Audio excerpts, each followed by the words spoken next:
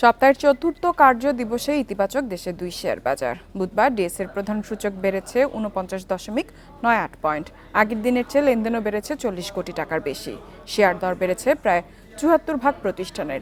এদিকে চট্টগ্রাম স্টক এক্সচেঞ্জের সার্বিক সূচক বেড়েছে ২৫.৮১ পয়েন্ট।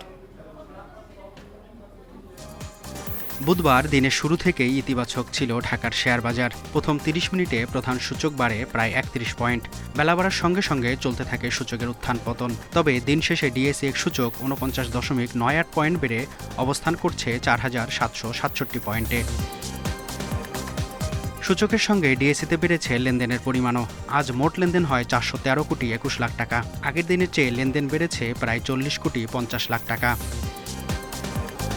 হাতবদলে অংশ নেয়া ৪০০টি কোম্পানি ও মিউচুয়াল ফান্ডের মধ্যে দর বেড়েছে ২৯৫টি প্রতিষ্ঠানের শেয়ারের, কমেছে ৪৬টি এবং অপরিবর্তিত ৫৯টি প্রতিষ্ঠানের শেয়ার দর।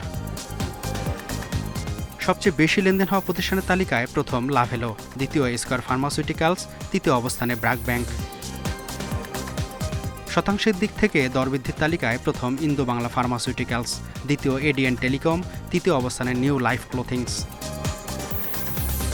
অন্যদিকে চট্টগ্রাম স্টক এক্সচেঞ্জে সার্বিক সূচক ২৫.৮১ পয়েন্ট বেড়ে অবস্থান করছে ১৩,২৩৪ পয়েন্টে। লেনদেন ৪৩ কোটি ৭৯ লাখ টাকার শেয়ার।